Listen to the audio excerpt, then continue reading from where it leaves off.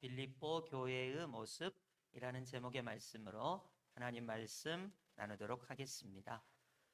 사도 바울이 안디옥 교회에서 파송을 받아서 1차 선교 여행으로 이루어진 교회가 갈라디아 교회입니다.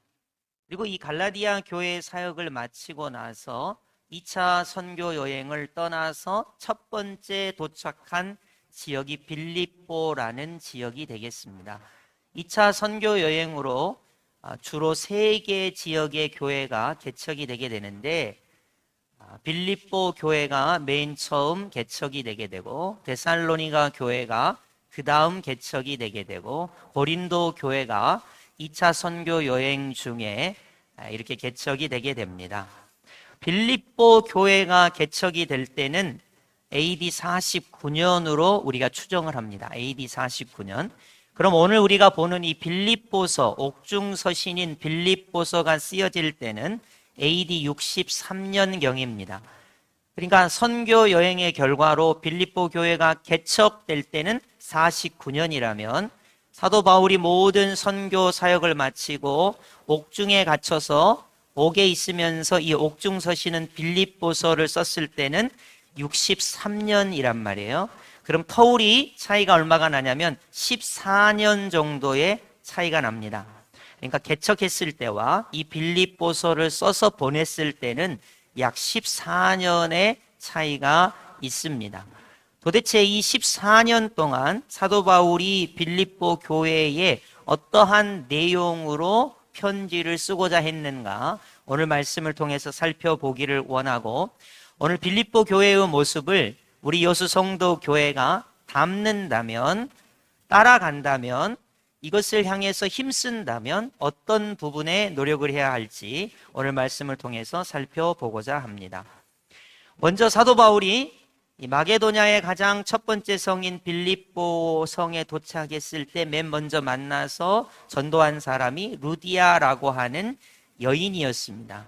이 루디아를 잠깐 소개하면, 이 루디아는 장사를 하는 여인이었고, 어떻게 보면 이 여인이 되게 부유한 집안의 여인이라는 것을 알 수 있어요. 이 여인이 먼저 예수님을 믿고 구원받아 빌립보 교회 초대 멤버, 초대 교인이 됩니다. 그리고 이 루디아의 집에서 교회가 이루어졌다고 우리가 볼 수 있습니다. 그리고 두 번째 이제 개종한 분을 성경에서 소개한다면 귀신 들린 여종이죠. 귀신 들린 여종이 점을 치면서 주인들의 이익을 꾀하다가 사도 바울을 만나서 귀신이 내어 쫓김을 받고 이제 온전한 정신으로 예수님을 믿고 빌립보 교회 교인이 되게 됩니다. 그리고는 그 유명한 주 예수를 믿으라, 그리하면 너와 네 집이 구원을 받으리라의 주인공인 간수가 자결을 하려다가 예수님의 복음을 듣고 회개하고 빌립보 교회 교인이 되게 돼요. 그래서 이 사도행전을 요약해 보면 루디아라고 하는 여인, 그리고 귀신 들린 여종, 그리고 감옥의 간수, 이 세 사람이 빌립보 교회 초창기 교인이었다는 것을 알 수 있어요. 그리고는 14년 정도가 흘러서 사도 바울이 이 빌립보서를 쓰게 된 것이죠. 이 세 명을 생각하면서 오늘 본문 말씀을 한번 적용을 해보고자 합니다. 오늘 본문 빌립보서 2장 1절을 요약하면 이렇게 요약할 수 있습니다. 화면을 한번 보시겠어요? 그리스도 안에는 권면이 있다. 그리스도 안에는 위로가 있다. 그리스도 안에는 교제가 있다. 그리스도 안에는 긍휼이 있다. 그리스도 안에는 자비가 있다. 이렇게 사도 바울이 설명을 합니다. 여러분, 이 말씀에 동의가 되시는지 모르겠어요. 예수님 안에 서로를 권면하는 것이 있습니다. 예수님 안에 서로를 위로하는 게 있죠. 어려운 일이 있고 힘든 일이 있으면 예수님 안에서 서로를 위로하는 일이 있습니다. 예수님 안에 분명히 교제하는 일이 있습니다. 삶의 교제, 사랑의 교제, 이런 교제가 반드시 있게 되어 있습니다. 예수님 안에 긍휼과 자비가 있죠. 그를 불쌍히 여기고 그 영혼이 천하보다 귀하기 때문에 그를 긍휼히 여기고 사랑을 베푸는 일이 분명히 있습니다. 이걸 사도 바울이 빌립보서 2장 1절에서 그리스도 안에는 권면, 위로, 교제, 긍휼, 자비가 있다 이렇게 표현을 했습니다. 여러분이 예수님을 믿으신다면 이러한 5가지의 일이 우리 가운데 나타나야 돼요. 특별히 우리 요수성도 교회가 그리스도 안에 있다면 이러한 일이 우리 안에서 나타나야 한다는 것입니다. 그러나 오늘날 현대 교회의 약점이 뭐냐면 그리스도 안에 있다고 말은 하지만 실제로 우리에게 그리스도 안에서 서로 권면하든지 또 위로, 교제, 긍휼, 자비의 일이 나타나지 않는다는 거예요. 예를 한번 들어보겠습니다. 루디아라고 하는 부자인 이 여인이 귀신 들린 여종에게 권면하는 것은 쉬운 일입니다. 그렇지 않겠어요? 그 지역의 유지예요. 그리고 부자 여인입니다. 상인입니다. 그래서 귀신 들린 여종에게 권면하고 위로하는 일은 대단히 쉬운 일이에요. 귀신 들린 여종이 받아들이기가 쉽습니다. 그러나 여러분 거꾸로 한번 생각해 보세요. 귀신 들린 여종이 점을 치면서 주인의 이익을 꾀하는 비천하고 낮은 여종이었던 이 사람이 부자이면서 그 지방의 유지인 루디아에게 권면한다면 어떤 일이 벌어지겠습니까? 아마 이 루디아가 조금 인격이 부족하다면 화를 냈을 거예요. 내가 살다 별일을 다 보겠네.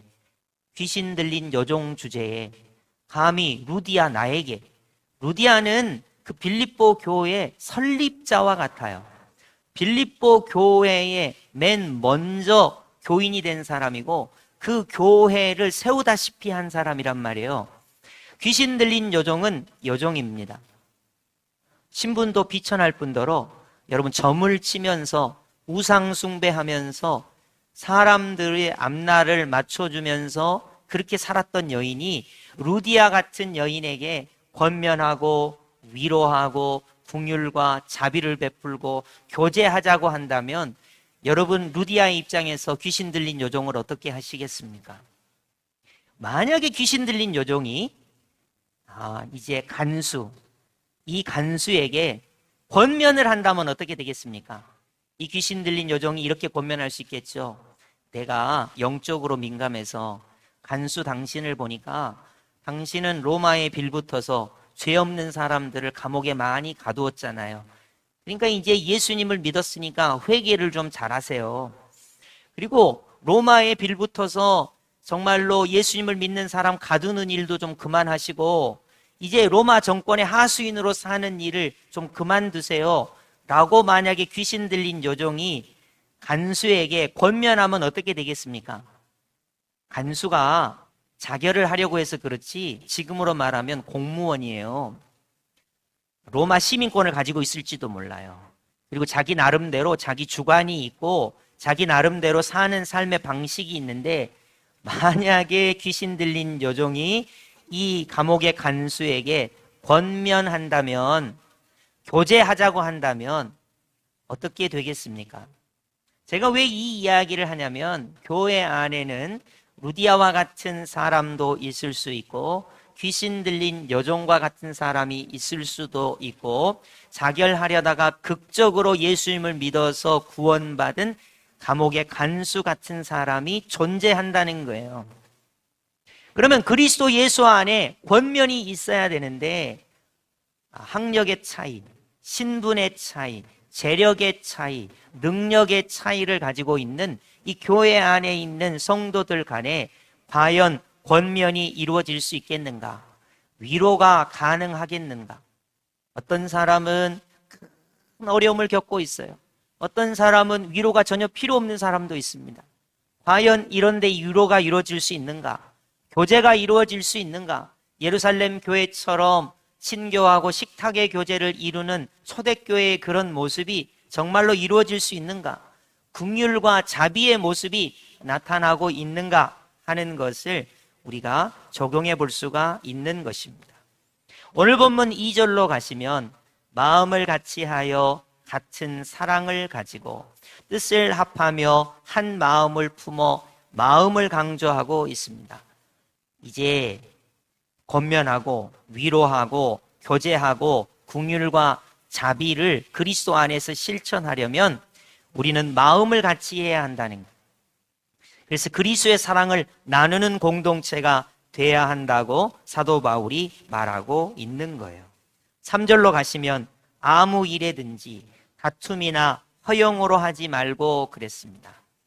사실 귀신 들린 요종이 간수에게 교제하자고 한다거나 또는 간수에게 권면한다거나 루디아에게 교제하자고 한다거나 루디아에게 권면한다면 다툼이 일어날 가능성이 있지요. 그러지 않겠어요?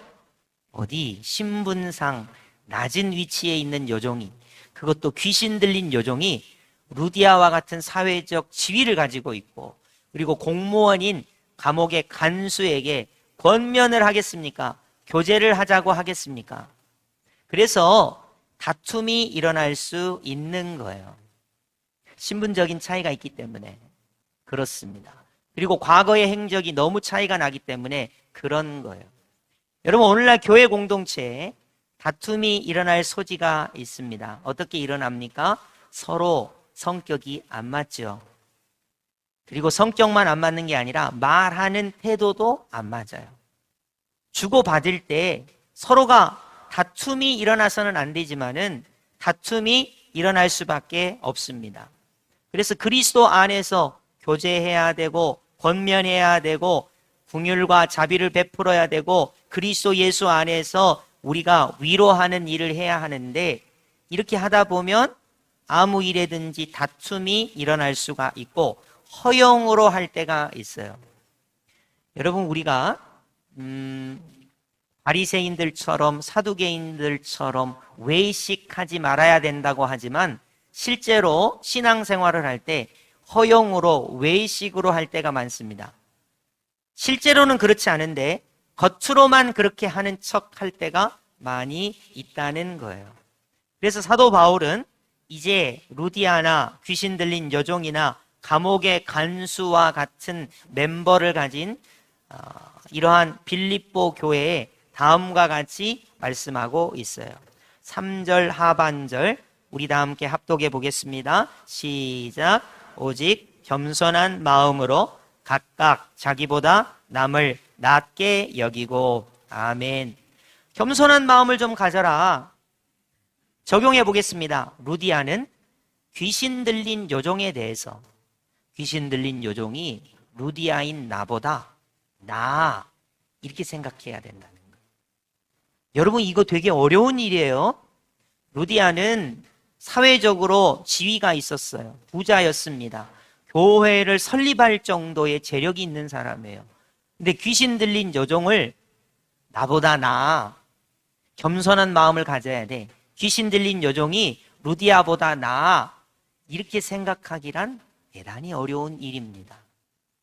여러분, 간수가 루디아를 나보다 나아, 남자인 공무원이 여인에게 그렇게 생각한다는 건 대단히 어려운 일이에요. 더더군다나 귀신 들린 여종이 감옥의 간수인 나보다 나아 이렇게 생각하는 건 대단히 어려운 일입니다. 여러분, 쉬운 예로 여러분의 집안에만 적용해 보세요. 여러분이 마음으로 내 남편이 나보다 나아, 내 아내가 나보다 나아, 내 자녀가 부모님보다 나아, 내 친구가 나보다 나아 이런 생각을 가지기가 대단히 어려워요. 분명히 여러분은 내가 저 사람보다 나아 이렇게 생각하는 경향이 많으실 거예요. 그래서 사도 바울은 루디아가 됐든 귀신 들린 여종이 됐든 감옥의 간수가 됐든 겸손한 마음을 가지고 저 사람이 나보다 나아 이렇게 생각하고 공동체 생활을 하라고 말하고 있습니다. 4절로 가볼까요? 각각 자기 일을 돌볼 뿐더러 겸손한 마음으로 자기를 돌보라 이렇게 돼 있어요. 또 4절 중반절 보시면 각각 다른 사람들의 일을 돌보아 그렇게 돼 있죠. 그러니까 우리가 그리스도 예수 안에서 권면하고 교제하고 그리고 위로하고 긍휼과 자비를 베풀 때 자기를 돌볼 뿐만 아니라 상대방을 돌볼 수 있어야 되는데 겸손한 마음으로 그렇게 하라는 것입니다. 현대 교회의 약점과 단점이 바로 여기 있습니다. 자기 자신을 돌보고 각각 다른 사람의 일을 돌봐야 하는데 자기도 잘 못 돌볼 뿐만 아니라 다른 사람도 돌보지 못하고 있습니다. 여러분이 여러분을 얼마나 잘 돌보시는지 모르겠는데요. 여러분은 여러분 자신을 권면하고 위로하고 긍휼과 자비를 베풀면서 교제하면서 자기를 잘 돌보고 있습니까? 그리고 더더군다나 자기를 돌볼 뿐만 아니라 다른 사람의 일을 여러분 돌보고 있습니까? 목사님 무슨 말씀이세요? 내 코가 석잔데 나도 나를 잘 못 돌보는데 다른 사람을 어떻게 돌보겠습니까? 그렇게 말하고 있는 건 아닙니까? 그래서 자기의 일을 돌보고 다른 사람의 일을 돌보면 결과가 어떻게 되냐면 나의 기쁨을 충만하게 하라. 4절에 그렇게 돼 있어요. 사도 바울은 감옥에 갇혀 있습니다. 기쁨이 충만할 일이 없어요. 근데 사도 바울이 기쁨이 충만하려면 두 가지를 이야기하고 있어요. 각각 자기를 돌아보고 다른 사람을 돌보면 사도 바울의 기쁨이 충만할 것이다. 이렇게 말하고 있는 거예요. 자, 그러면 자기를 돌보고 다른 사람의 일을 돌보려면 어떻게 해야 할지 오늘 본문이 우리에게 적용하는 가장 중요한 말씀 5절을 한번 합독해 보겠습니다. 우리 다 함께 5절 합독하겠습니다. 시작. 너희 안에 이 마음을 품으라. 곧 그리스도 예수의 마음이니. 아멘. 사도 바울은 이 말씀을 왜 빌립보 교회에 전하고 있습니까? 감옥에 갇혀 있는데 기쁨이 충만하려면 어떻게 해야 합니까? 음식을 맛있게 먹으면 기쁨이 충만할까요? 감옥에 있는데 옷을 좀 따뜻하게 입고 감옥에 있지만 좀 편안하게 하면 기쁨이 충만할까요? 아니에요. 어차피 따뜻하기는 틀렸고 잘 먹기도 틀렸어요. 감옥에 있으니 힘들고 어려워요. 그럼 도대체 어떻게 해야 기쁨이 충만할까요? 사도 바울이 기도하고 고민하고 하나님의 말씀에 답을 얻었어요. 아, 내 마음을 바꿔야 되겠구나. 내가 그리스도 예수의 마음을 가지면 되겠구나. 예수 그리스도의 마음을 품으면 되겠구나. 이것을 본인이 깨달은 거예요. 그래서 빌립보 교회 사람들에게 자, 루디아가 귀신 들린 여종에게 자기의 일을 돌볼 뿐만 아니라 귀신 들린 여종을 돌보려면 자기의 마음을 가지고 귀신 들린 여종을 돌보면 얼마나 힘들겠어요. 수준이 차이가 나니까요.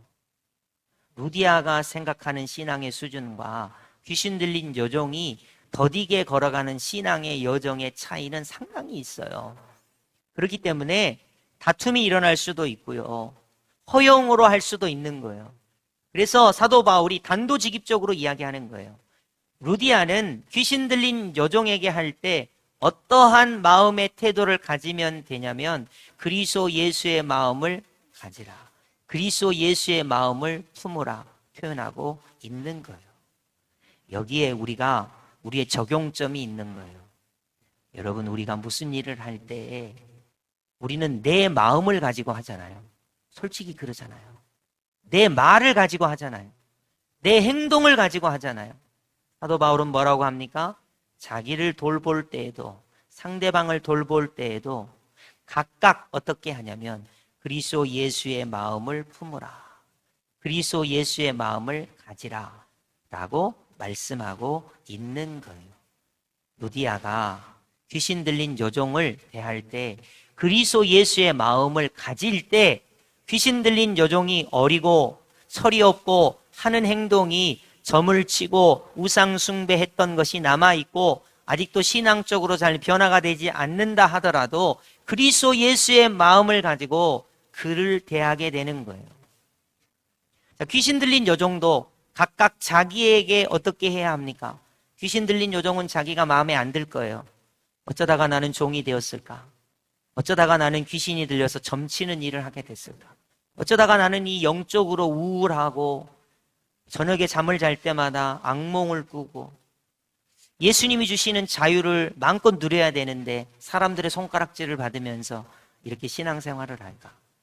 그런데 예수 그리스도의 마음을 가지면 자기 자신을 돌볼 수가 있는 거죠. 여러분 중에 혹시 여러분의 외모나 여러분의 성적이나 여러분의 성공과 실패의 유무로 자기 자신이 마음에 안 드시는 분이 있나요? 자기 마음으로 여러분을 바라보지 마세요. 예수 그리스도의 마음으로 여러분을 한번 돌봐보세요. 여러분, 예수님은 여러분을 이 세상에서 가장 사랑하세요. 천하보다 귀한 영혼으로 사랑하세요. 여러분의 외모로 여러분을 평가하지 않습니다. 예수님은 여러분의 실력으로 여러분을 평가하지 않습니다. 예수님은 여러분을 십자가의 사랑으로 사랑하세요. 여러분이 여러분 자신을 여러분의 마음으로 돌보려고 하니까 힘들고 어렵죠. 실패와 자격증의 숫자와 성적의 유무와 여러분이 벌고 있는 수입의 유무와 가지고 있는 재산의 유무로 여러분의 마음으로 여러분을 바라보니까 여러분이 여러분 자신을 사랑할 수가 없는 거예요. 예수 그리스도의 마음으로 여러분을 돌아볼 수 있어야 돼요. 뿐만 아니라 예수 그리스도의 마음을 가지고 이제 다른 사람의 일을 돌볼 수 있어야 하는 것입니다. 감옥의 간수, 얼마나 고지식한 사람입니까? 지진이 일어나서 죄의 수들이 다 도망했다고 생각하고 자결하려던 사람입니다. 인생의 벼랑의 끝에 섰던 사람이에요. 그런 사람이 예를 들면 다른 사람이 권면하고 위로하고 교제하고 긍휼과 자비를 베푸려고 할 때 그것을 받아들일 수 있겠습니까? 그러니까 그리스도 예수의 마음으로 다른 사람의 일을 돌봐야 한다. 사도 바울이 표현하고 있습니다. 자, 한번 적용해 볼까요? 여러분의 남편이 어떤 분이신지는 모르겠으나 가상의 남편을 설정해 보겠습니다. 이 남편은 흙이 눈에 들어와도 절대로 뜻을 꺾는 사람이 아니라고 합시다. 철저히 유교적이고 철저히 여성을 무시하고 그리고 되게 말이 안 통하고 고집이 세고 쇠의 힘줄처럼 고집이 센 어떤 분이 남편이라고 가정을 해봅시다. 도대체 어떤 마음을 가져야 그 사람을 이해할 수 있고 그 사람을 불쌍히 여길 수 있고 그 사람에게 긍휼과 자비를 베풀 수 있습니까? 어떤 마음을 가져야 되겠습니까? 남편이 돈을 많이 갖다 주면 그런 마음이 생길까요? 남편이 성공을 막 하면 그런 마음이 생길까요? 아니요. 오늘 본문의 내용은 그리스도 예수의 마음을 품을 때 자기를 돌볼 수 있고 다른 사람의 일을 돌볼 수 있다고 사도 바울이 말하고 있는 거예요. 여러분이 자기 자신이 예수 그리스도의 마음을 가질 때 구원받은 하나님의 사람으로 보일 수 있는 것이고 예수 그리스도의 마음을 가질 때 그가 루디아든 그가 귀신 들린 여종이든 그가 감옥의 간수이든 관계없이 그리스도 예수의 마음을 가져야 그리스도 예수 안에 있는 교제며 긍휼이며 자비며 위로며 번면이며 이런 것들을 할 수 있다는 거예요. 그렇기 때문에 이런 일을 통해서 사도 바울의 기쁨을 충만하게 하라 했듯이 만약에 예수님의 기쁨이 저와 여러분에게 충만하게 하기 위한다면 뭘 하면 될까요? 교회가 부흥하면 될까요? 사람 숫자가 많아지면 될까요? 어떻게 해야 우리 예수님의 기쁨이 충만할 수 있을까요? 그것은 바로 그리스도 예수의 마음을 가지는 것입니다. 그리스도 예수의 마음을 품는 것입니다. 여러분, 저는 많은 그리스도인들을 만났지만 간증할 때 예수 그리스도의 마음을 품고 예수 그리스도의 마음을 가지고 가정생활을 한다. 이런 간증하는 사람을 거의 만나보지 못했습니다. 여러분, 우리는 설거지를 할 때 속으로 그렇죠. 아이고, 내가 전생에 무슨 죄를 저질러서 이렇게 설거지를 하고 있나. 시댁 식구가 어쩌고 친정이 어쩌고 나는 공부를 어떻게 하고 자식은 어떻고 전부 그러면서 가정일을 해요. 어느 누가 그리스도 예수의 마음을 가지고 남편을 대하고 아내를 대하고 자녀를 대하고 직장 동료를 대하고 세상을 대하는 사람이 누가 있습니까? 어떤 사람이 물질에 관하여, 세상 정부에 관하여, 이방 나라에 대해서, 이웃 나라, 북한이나 일본에 대해서 그리스도 예수의 마음을 가지고 대하는 사람이 어디 있습니까? 그런 사람 없어요. 전부 다 내 마음을 가지고, 내 자존심을 가지고, 내 기준을 가지고 살아가는 것이죠. 그래서 사도 바울은 그리스도 예수의 마음을 가지라 말씀하고 있습니다. 비근한 예를 한번 들어볼게요. 조금 충격적이지만 여러분이 마음문을 열고 한번 들어보세요. 미국의 남부는 목화 농장이 많아요. 그래서 독립전쟁이 이루어지기 전에 미국의 남부는 흑인이 필요했어요. 왜냐하면 목화 농사를 지을 수 있는 노예가 필요했거든요. 그래서 아프리카에서 돈을 주고 노예를 사왔습니다. 그럼 백인들은 주일날 뭐 하냐면 양복을 딱 차려입고 넥타이 차고 주일날 예배당에 가서 예배를 거룩하게 드립니다. 그럼 흑인 노예들은 뭐 합니까? 교회당에는 얼씬하지 못해요. 글을 배우면 안 됩니다. 그들은 주일이지만 예배하지 못하고 성경책 읽지 못하고 농장에 가서 땀을 뻘뻘 흘리면서 채찍에 맞으면서 목화 농사를 지어야 했습니다. 왜 백인들은 그랬을까요? 자, 만약에 백인들이 흑인에게 글을 가르쳐주고 흑인들이 글을 읽으면 성경책을 읽게 되잖아요. 그럼 흑인들이 바로 알게 돼요. 아, 하나님은 사람을 평등하게 창조하셨구나. 백인이라고 지주고 흑인이라고 노예가 돼서 이렇게 부리는 것은 잘못된 것이구나. 바로 드러나죠. 백인들은 주일날 예배드립니다. 흑인들은 주일날 농장에서 일합니다. 글도 못 배웁니다. 채찍에 맞습니다. 농사 짓습니다. 인간의 존엄을 다 빼앗깁니다. 근데 뭔가 이상하지 않아요? 그리스도 예수 안에 있는 교제, 권면, 사랑, 긍휼 이런 건 다 어디 갔나요? 어디 갔는데 목화 그것 때문에 그걸로 흑인들을 부려먹어야 되니까 흑인들은 글 배우면 안 돼요. 성경 읽으면 안 돼요. 주일날 예배당에 나오면 안 돼요. 왜냐하면 그렇게 되면 백인들이 한 그 잘못된 것이 그대로 드러나거든요. 제가 되게 역사에서 가장 돋보이는 이야기를 한 거예요. 오늘날 현대 그리스도인들이 그리스도 예수 안에서 서로 권면해야, 교제해야 합니다. 긍휼과 자비를 나타내야 합니다. 뿐만 아니라 위로하는 일을 해야 합니다. 각각 자기를 돌볼 뿐만 아니라 상대방을 돌보아 우리의 기쁨이, 하나님의 기쁨이 충만한 빌립보 교회와 같은 역사가 나타나야 하는 거예요.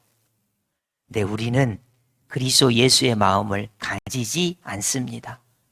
돈을 버는 게 중요하죠. 성공하는 게 중요하죠. 남보다 앞서가는 게 중요하죠. 내 마음대로, 내 자존심대로 행하는 것이 중요합니다. 그래서 그리스도 예수의 마음을 일부러 외면하는 현대 교회가 된 거예요. 그래서 사도 바울은 그리스도 예수의 마음을 품으라 말하고 있습니다. 자, 그리스도 예수의 마음은 어떤 마음인지 한번 살펴보겠습니다. 너무나 유명한 말씀이죠. 빌립보서 2장 6절에서 8절입니다. 제가 봉독하면서 강론하도록 하겠습니다. 그는 근본 하나님의 본체시나, 우리 예수님의 마음은 어떤 예수님의 마음인가? 하나님의 본체신 예수님이에요. 하나님과 동등하신 예수님이에요. 근데 동등됨을 취할 것으로 여기지 않아요. 우리 예수님은 하나님이신데 나 하나님 아닌 것으로 할게요 라고 예수님이 마음을 먹으셨어요. 오히려 자기를 비웁니다. 여러분, 우리는 자기를 비우려고 절대 하지 않습니다. 우리는 교만하고 지지 않으려고 하고 내 고집을 부리려고 합니다. 우리 예수님은 하나님이신데 자기를 비웠습니다. 종의 형체를 가졌습니다. 사람들과 같이 되셨습니다. 하나님이신 예수님이 사람이 되신 거예요. 8절입니다. 사람의 모양으로 나타나서 자기를 낮추시고 죽기까지 복종하셨습니다. 이게 예수님의 마음이에요. 나 같은 사람 하나를 사랑하기 위해서 예수님은 자기를 낮추셨습니다. 죽기까지 자기를 낮추셨습니다. 십자가의 죽으심이라. 이게 예수님의 마음이라는 거예요. 여러분, 우리는 예수님의 마음을 가져야 한다. 오늘 말씀을 듣고 있습니다. 빌립보서의 주제는 기쁨이라는 단어이고 이 기쁨을 이루기 위해서는 어떤 상황 속에서도 그리스도 예수의 마음을 품는 거예요. 그리스도 예수의 마음을 가지는 것입니다. 우리에게 치명적인 약점이 있다면 내 마음을 가지는 겁니다. 내 고집을 가지는 거예요. 내 방식을 주장하는 거예요. 우리에게 치명적인 약점이 있다면 그리스도 예수의 마음이 없는 것입니다. 사도 바울은 말하고 있습니다. 너희 마음에 그리스도 예수의 마음을 가지라. 그리스도 예수의 마음을 품으라. 말씀하고 있는 것이죠. 이제 우리는 적용해야 하겠습니다. 여러분, 말씀을 듣고 적용하는 거예요. 듣고 흘려버리는 것이 아닙니다. 빌립보서의 주제는 기쁨입니다. 어떻게 옥에 갇혀 있으면서, 어떻게 루디아와 같은 교인이면서, 귀신 들린 여종이면서, 감옥의 간수와 같은 교인이면서 자기를 돌보고 서로 상대방을 돌볼 수 있습니까? 어떻게 기쁨이 충만할 수 있습니까? 그것은 딱 하나입니다. 돈이 아닙니다. 성공이 아닙니다. 경쟁이 아닙니다. 자기 자존심이 아닙니다. 그리스도 예수의 마음을 가지는 것입니다. 그리스도 예수의 마음을 품는 것입니다. 이것이 빌립보 교회의 모습이었습니다. 여러분, 이 말씀을 꼭 기억하시고 유념하시고 실천하시기 바랍니다. 그리스도 예수의 마음을 품으라.